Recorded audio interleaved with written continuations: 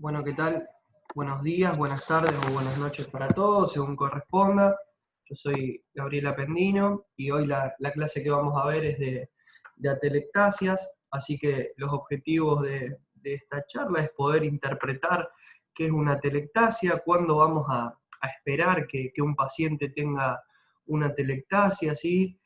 Cuáles son los factores predisponentes a ella, poder clasificarlas a las atelectasias, comprender el tratamiento y el rol del fisioterapeuta respiratorio en relación a esta complicación ventilatoria y poder mostrar varias imágenes radiológicas donde se evidencian atelectasias y poder hablar de la clínica de estos pacientes y de clasificarlas, ¿sí? Así queda bien esquemático.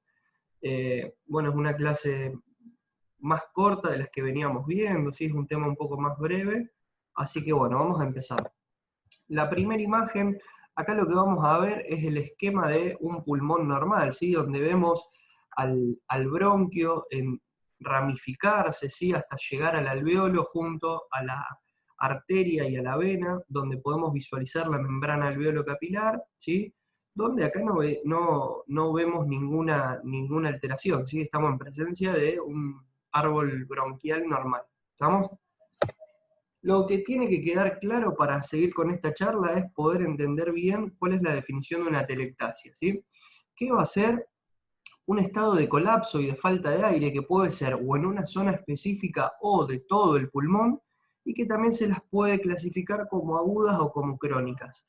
Entonces lo que tiene que quedar en claro es que una atelectasia va a ser una zona de colapso, una zona de pérdida de volumen, ¿sí? Eso es lo que le tiene que quedar claro. Es un área del pulmón que no se va a expandir, que está totalmente cerrada. Entonces, si yo tengo cerrada esa zona y abajo tengo la membrana alveolo capilar, no voy a tener aire que pueda llegar a esta zona para hacer el intercambio gaseoso, ¿sí? Entonces va a ocurrir una alteración fisiológica que va a repercutir negativamente en nuestro paciente, ¿sí? Y acá sí vamos a esquematizar una atelectasia, donde ya nuestro árbol bronquial dejó de ser normal y estaríamos en presencia de una patología, donde vemos que el alveolo, ¿sí? El parénquima pulmonar, ya no está abierto, no está distensible con volumen de aire circulante para hacer la hematosis, sino que está colapsado, ¿sí? Entonces, es lo que se puede visualizar acá en la imagen. Ahora vamos a hablar de cuál es la etiología y poder clasificar a las atelectasias, ¿sí? Lo que vamos a decir es que la vamos a clasificar de tres maneras, según el origen, ¿sí? Estas son: la compresión del tejido pulmonar es una de las causas, la absorción de aire alveolar, y por último, por el deterioro de función del surfactante. Donde acá presenta los tres mecanismos causales de las atelectasias y ejemplifica casos de cuáles lo va originando, ¿sí? Por ejemplo, a las atelectasias por compresión o por tracción se suelen visualizar en pacientes con anestesia, en posoperatorios, por la posición del paciente, pacientes añosos, pacientes con alteraciones pulmonares previas, ¿sí? Después tenemos causadas por reabsorción de gas, cuando tenemos a los pacientes expuestos a elevada FiO2, ¿sí? Que esto es muy importante, es trabajo del fisioterapeuta respiratorio y lo vamos a ver más adelante. Y por último, por pérdida del surfactante pulmonar, ¿sí? Que esto lo vamos a esperar en pacientes que tuvieron efectos anestésicos por la duración de la cirugía y en pacientes que tienen volúmenes tidales muy pequeños, ¿sí? Todo esto va a desencadenar en la aparición de atelectasias. Bueno, en la primera clasificación entonces tenemos lo que es la atelectasia por compresión, ¿sí? Que va a ocurrir cuando la presión transmural o la presión transpleural del alveolo va a ser menor que la de la pleura, por lo tanto se va a colapsar, ¿sí?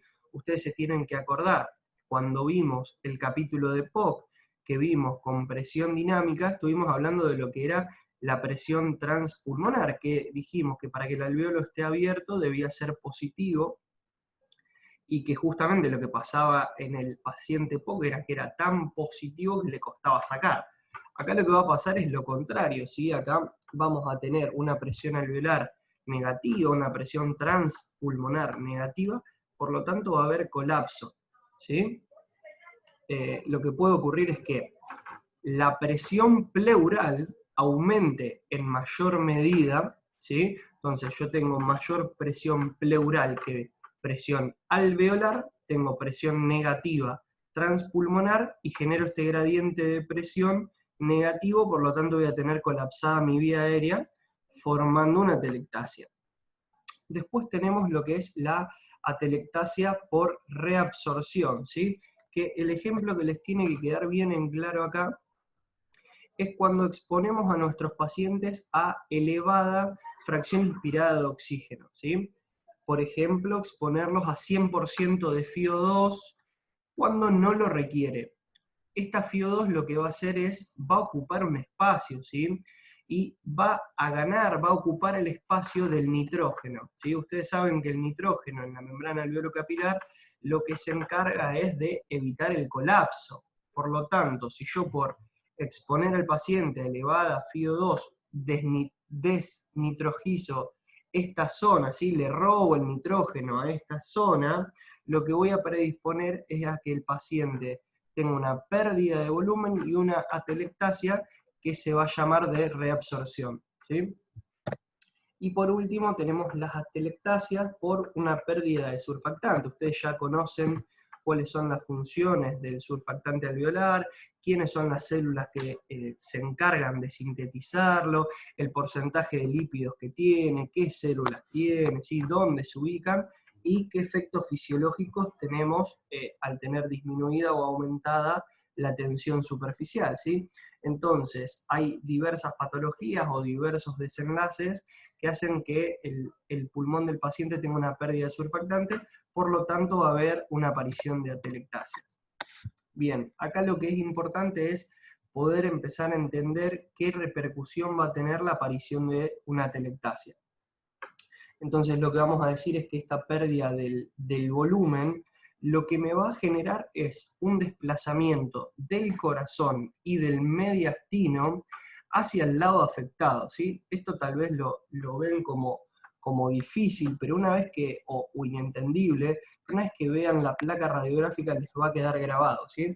Ustedes piensen que tienen los dos pulmones y hay uno que está atelectasiado, ¿sí? O sea que tiene una pérdida de volumen, donde debería estar lleno con presión, ahora está atelectasiado. Entonces esta zona acostumbrada a tener presión, a tener tracción, ahora no lo tiene. Entonces lo que hace es tracciona el corazón y el mediastino del lado contrario hacia este lado, ¿sí? En ciertas imágenes que vamos a mostrar más adelante les va a quedar muy claro.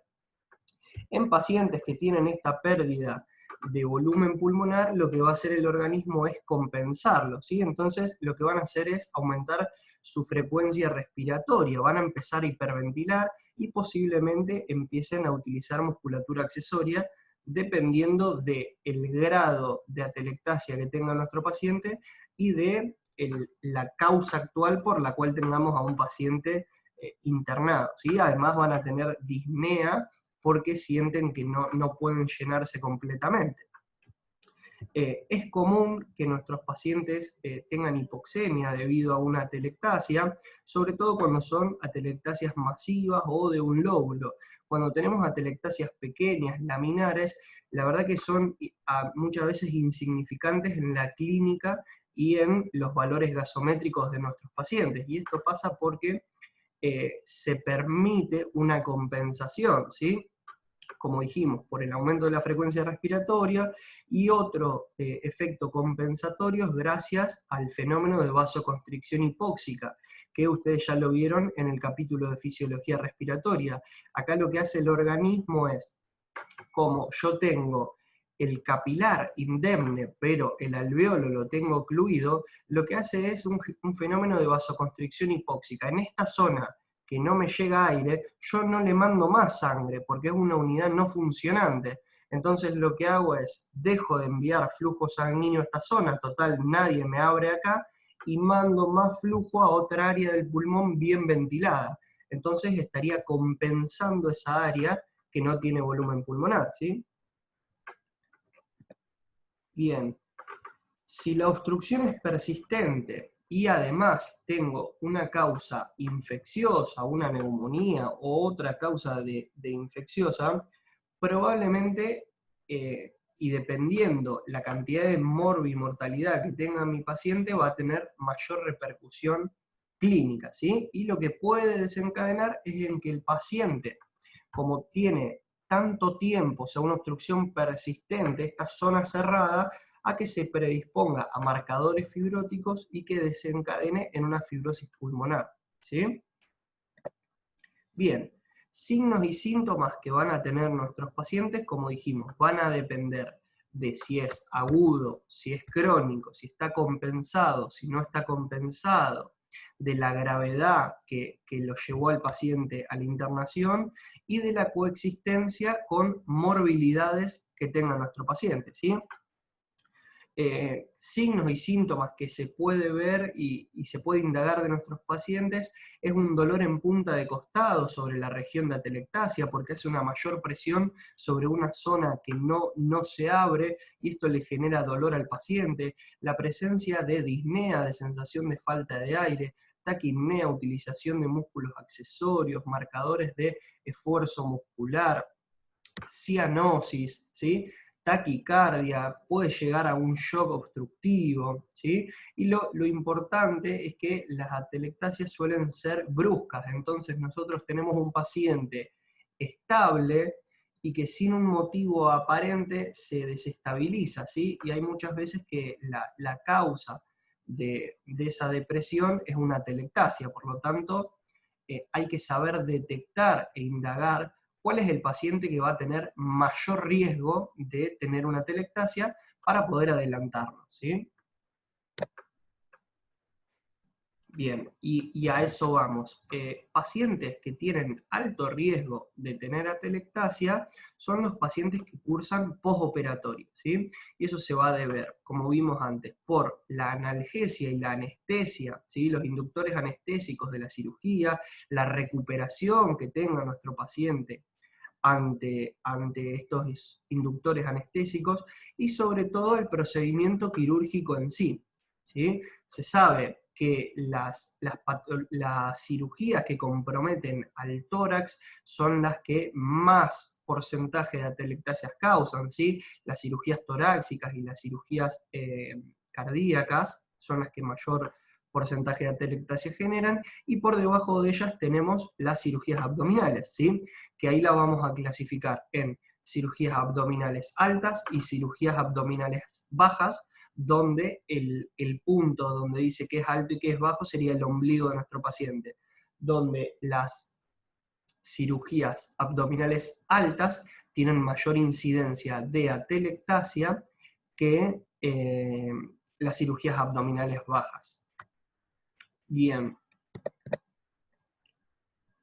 Bien, esto también es importante, ya estuvimos hablando un poquito, que vamos a tener en presencia de atelectasia, cuando hacemos una placa radiográfica, la desviación de la tráquea, del corazón y del mediastino hacia el lado afectado. Esto es muy importante que les quede grabado, que cuando yo tengo una atelectasia, la tráquea, el corazón y el mediastino van a venir hacia el lado de la atelectasia.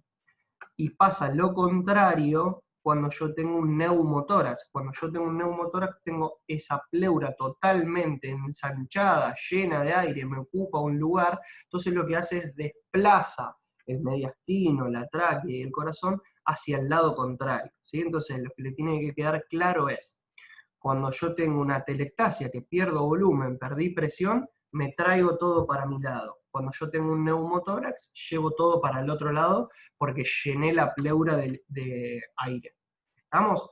Además de lo que nombré, vamos a tener una elevación del diafragma del mismo lado, y eso es sencillo. Ustedes tienen el pulmón que ocupa un espacio, y abajo se ubica el diafragma. Como esta parte del pulmón yo la tengo colapsado, perdí el volumen que ocupo en la caja torácica, el diafragma va a ascender, ¿sí? Bien, esto ya lo hablamos. Bien. El diagnóstico de la atelectasia se va a basar en hallazgos clínicos y hallazgos radiográficos, ¿sí? Y siempre tenemos que buscar, y no únicamente tratar, cuál es la causa que llevó a que mi paciente tenga una obstrucción y un colapso y tenga la repercusión clínica por la cual yo me di cuenta que tenía una atelectasia, ¿sí? Bien, ahora lo que vamos a hacer es indagar y hablar un poquito de lo que es la clasificación de las atelectasias según la ubicación que se comportan en el tórax, ¿sí?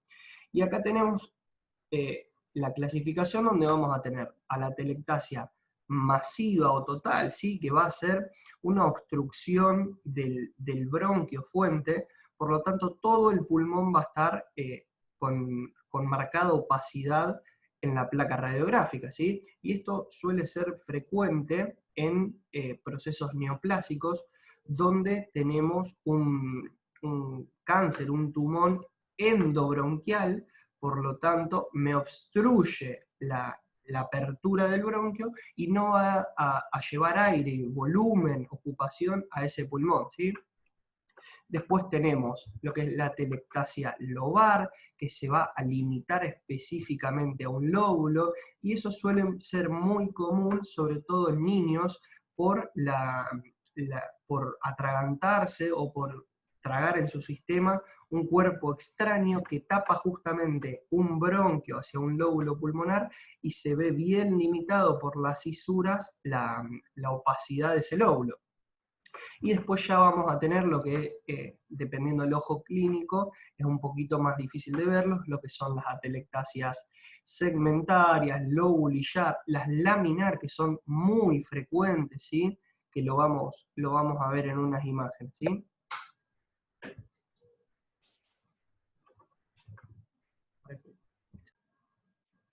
Bien, perdón, seguimos.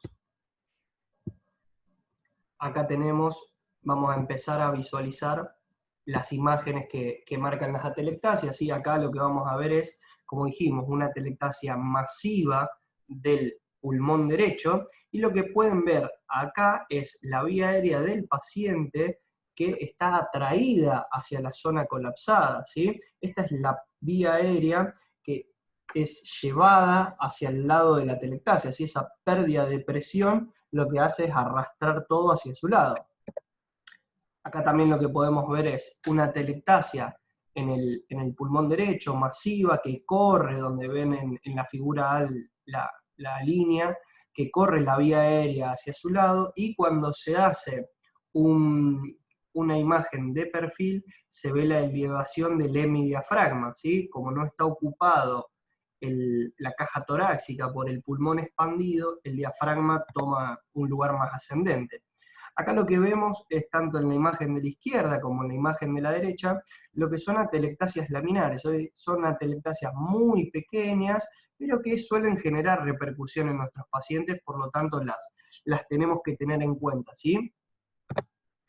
Acá lo que vemos es una atelectasia en un paciente pediátrico, ¿sí? Que no es un paciente postoperatorio. Vemos una atelectasia bien marcada del lóbulo superior del pulmón derecho. Acá sí estamos en presencia, como dijimos antes, de un paciente que estaba cursando internación por un tumor endobronquial, donde se observa que este tumor endobronquial del pulmón izquierdo le genera una atelectasia masiva de dicho pulmón. Por lo tanto, la vía aérea, el mediastino y el corazón van a ser traídos hacia este lado. Acá también estamos en presencia de un paciente con asistencia respiratoria mecánica invasiva, donde se ve la atelectasia del lóbulo superior derecho. Acá también esta imagen es muy buena. Esta imagen es de una atelectasia masiva del pulmón izquierdo, y esta imagen es de una placa portátil que tenemos acá en el sanatorio, Y esta atelectasia, la causa es que el tubo endotraqueal por el cual se administra la ventilación mecánica a nuestros pacientes estaba de manera selectiva, ¿sí? Lo que se llama la introducción del tubo endotraqueal de manera selectiva. ¿Qué quiere decir? Que estaba en el bronquio fuente derecho. Por lo tanto, al disponer de hacer una placa portátil y verla inmediatamente, la repercusión y la velocidad que vamos a corregir la atelectasia en el paciente va a ser muy precoz y beneficiosa para nuestro paciente, ¿sí? Acá lo que vemos es similar a lo que mostraba recién. Tenemos a la izquierda un paciente en asistencia respiratoria mecánica, ¿sí? Se lo intuba, se hace la placa de control y se ve que el pulmón derecho está totalmente colapsado, ¿sí? Una atelectasia por una intubación selectiva en el pulmón derecho. Por lo tanto, se retira el tubo, que se ve acá en la imagen, que ya está a la altura de las clavículas, y el paciente expande correctamente sus dos pulmones, ¿sí? Entonces acá ya solucionamos la causa de atelectasia. Y acá tenemos una imagen también muy, muy linda y muy esquemática de lo que ya mostramos varias veces, que es la atelectasia masiva del pulmón izquierdo, donde en esta imagen se ve mejor la tracción que tiene la vía aérea hacia este lado. Bien, ahora vamos a hablar un poquito de cuál es el rol del fisioterapeuta respiratorio en relación al tratamiento de las atelectasias, ¿sí? Lo que vamos a repasar es que la atelectasia se va a generar cuando la presión transpulmonar es negativa. Recordemos que la presión transpulmonar era la diferencia entre la presión alveolar y la presión pleural. Entonces, cuando esta diferencia es negativa, yo voy a tener colapso, ¿sí? Y va a aparecer la atelectasia. Este colapso, como es una ecuación física, me puede pasar por dos cosas. Porque me disminuya la presión pleural, ¿sí? O me haya aumentado la presión alveolar, ¿sí? Entonces, lo que deberíamos hacer nosotros es hacer lo inverso, ¿sí? Tratar de aumentar la presión positiva a nivel alveolar y de disminuir la presión pleural, ¿sí? Y esto lo vamos a mostrar ahora. Acá vemos en la imagen de la izquierda lo que sería la presión pleural, ¿sí? de poder aumentarla, y acá lo que vemos en la imagen B es a través del tratamiento del bolseo, de la bolsa de Ambú, de darle presión positiva a nuestro paciente, es aumentar la ventilación alveolar dándole presión positiva a estos alveolos, ¿sí? Una manera de actuar disminuyendo la presión pleural es insistiendo a nuestro paciente que genere inspiraciones voluntarias, inspiraciones profundas, ¿sí? ¿A qué paciente le vamos a dar mayor énfasis para que haga esto? Es a los pacientes postoperatorios, ¿sí? Que por dolor residual evitan toser y evitan aumentar su volumen pulmonar, y sobre todo en pacientes con fracturas costales o con dolores costales elevados, así que van a querer hacer cualquier cosa menos aumentar el diámetro torácico, ¿sí? Bien, y dependiendo de la repercusión y de la severidad que le genere esta atelectasia, va a ser el tratamiento adicional de parte de los kinesiólogos respiratorios, ¿sí? Dos. Bien, por lo tanto, entendiendo y detectando a qué paciente puede tener factores de riesgo para generar atelectasia, si es un paciente ya con patología pulmonar previa, si es un paciente sometido a una cirugía abdominal alta, abdominal baja, cirugía torácica, cirugía cardíaca, yo sé que voy a tener un alto riesgo de que mi paciente tenga una atelectasia. Entonces, es muy importante en el pre y en el perioperatorio conocer a mi paciente y en hacer todo lo posible para evitar la aparición de atelectasia, ¿sí? Entonces, dentro de las estrategias, yo lo que tengo es hacer incentivo respiratorio, ¿sí? A través de diversos estímulos, diversos ejercicios o diversos dispositivos, que mi paciente aumente su capacidad pulmonar total, ¿sí? Haga esfuerzos inspiratorios, movilidad diafragmática mayores y meta mayor volumen a nuestro pulmón para evitar estas zonas colapsadas, ya que lo que estoy haciendo en la ecuación física que mostramos antes es aumentar la presión alveolar, por lo tanto la diferencia entre alveolo y pleura me va a quedar positiva y yo voy a evitar el colapso, ¿sí?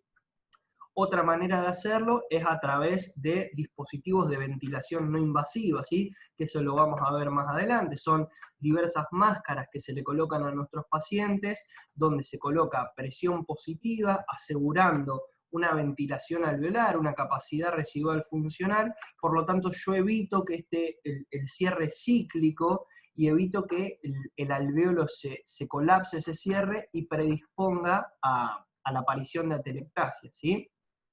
Y después, otras estrategias y muy aprobadas es la movilización precoz, ¿sí? Nosotros lo que hacemos es a pacientes que cursan internación por cirugía cardíaca, cirugía respiratoria o abdominal, es apenas los efectos analgésicos y anestésicos lo permitan, es empezar a sentarlos al borde de la cama, que asuman la ventilación espontánea, darle un ejercicio para cuando esté solo, que haga ejercicios de PIP con botella, que haga ejercicios de capacidad inspiratoria, ¿sí? Y sobre todo movilidad precoz, ¿sí? Sentarlos al borde de la cama, que se movilicen al baño, que estén sentados en el sillón.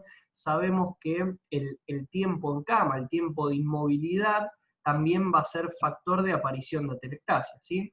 Así que bueno, cualquier duda, esta sería la última filmina, cualquier duda lo charlamos el viernes en la consulta.